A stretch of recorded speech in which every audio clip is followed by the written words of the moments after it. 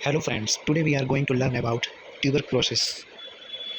आज हम टीबी के बारे में डिटेल से जानने का प्रयास करेंगे। यदि हम ट्यूबरक्लोसिस के बारे में देखें तो गवर्नमेंट ऑफ इंडिया ने प्लान किया था कि ट्यूबरक्लोसिस को 2025 तक रिमूव कर दिया जाएगा। तो आइए जाने कि ट्यूबरक्लोसिस होता क्या है।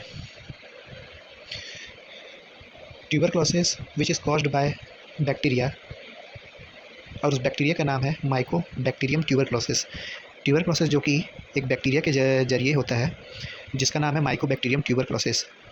ट्यूबरक्लोसिस जो कि एक कम्युनिकेबल डिजीज़ है, मतलब जैसे किसी पर्सन को टीबी हो गया है और उसने छींका तो उसके जो ड्रॉपलेट्स हैं, ये जो ड्रॉपलेट्स ऑफ वाटर जो भी हैं, वो क्या होंगे, एयर में सर्कुलेट होंगे। और यदि उस एयर को किसी ने इंटेक कर लिया या फिर उस ड्रॉपलेट्स को किसी ने इंटेक कर लिया तो उससे भी ट्यूबरक्लोसिस होने का खतरा हो सकता है। नेक्स्ट देखते हैं इससे क्या क्या अफेक्ट होता है। फर्स्ट ऑफ ऑल, ये सबसे पहले लंग्स को ही ज़्यादातर अफेक्ट करता है मोस्टली, पर ऐसा नहीं है कि किसी बॉडी पार्ट्स को नहीं करता। ये कई बॉडी पार्ट्स को भी ये क्या करता है, अफेक्ट करता है। जैसे कि आपके ब्रेन को भी कर सकता है अफेक्ट, यूट्रस को भी कर सकता है, प्लस बोन्स को भी कर सकता है।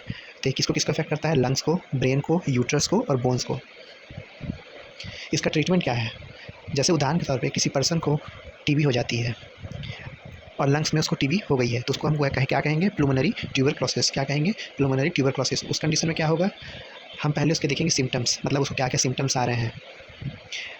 जैसे कि लो ग्रेड फीवर तो नहीं आ रहा, प्लस जैसे उसके कफ वगैरह में खून तो नहीं आ रहा है वगैरह वगैरह, और प्लस वेट लॉस, जो वेट लॉस होने का भी जो खतरा रहता है वो तो नहीं हो रहा है। यदि ये ऐसे ही 3-4, जैसे एक तो भूख ना लगना, भूख का कम हो जाना, ये भी एक कारण है इसमें। यदि ये सब सिम्टम्स दिखाई देते हैं तो फर्स्ट ऑफ ऑल क्या किया जाता है, चेकअप किया जाता है, डायग्नोस किया जाता है। फिर उसके बाद जब कंफर्म हो जाता है टीबी तो उसका क्या किया जाता है, ट्रीटमेंट। उस ट्रीटमेंट को क्या कहते हैं, डॉट थेरेपी। क्या कहते हैं, डॉट थेरेपी, जिसमें दिए जाते हैं एंटीबायोटिक्स।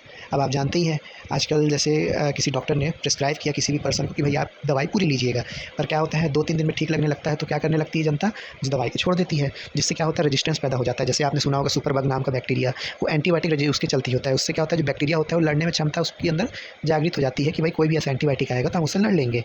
जिसके चलते क्या होता है, जो डॉक्टर प्रिस्क्राइब करता है एंटीबायोटिक को ज़्यादा असर नहीं कर पाता, क्योंकि जनता ने क्या किया, उसे आधे में ही छोड़ दिया।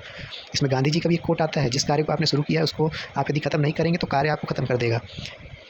देन उसका जो पीरियड होता है वो होता है 6 मंथ का। क्या होता है उसका पीरियड, 6 मंथ का।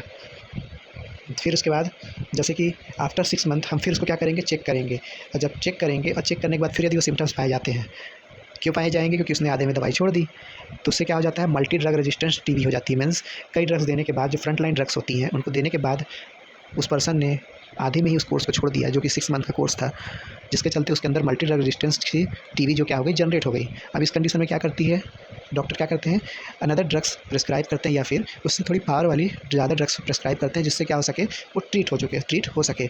उस ट्रीटमेंट को क्या कहते हैं, डॉट प्लस। क्या कहते हैं उसको, डॉट प्लस, जिसका कोर्स होता है 18th मंथ का। किसका, 18th मंथ का उसका कोर्स होता है।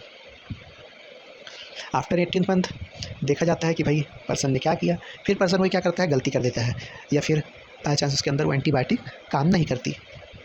फिर उस कंडीशन में क्या किया जाता है, उसे एक्सटेंसिव ड्रग रेजिस्टेंस टीबी कहा जाता है, जिसमें उसमें क्या होता है, जब हम कई सारी दवाइयाँ, कई सारे एंटीबायोटिक देते हैं फिर भी असर नहीं करती, फिर इस कंडीशन में जो होता है, क्या बोलते हैं डॉक्टर, क्या करते हैं, और कुछ पावर्स वाली दवाइयाँ प्लस कुछ न्यू मेडिसिन्स हैं, कुछ न्यू ड्रग्स हैं, उसको प्रिस्क्राइब करते हैं। क्योंकि अब जो बैक्टीरिया है वो तो रेजिस्टेंस पैदा कर लिया है। That's why this is called as extensive drug resistance TB.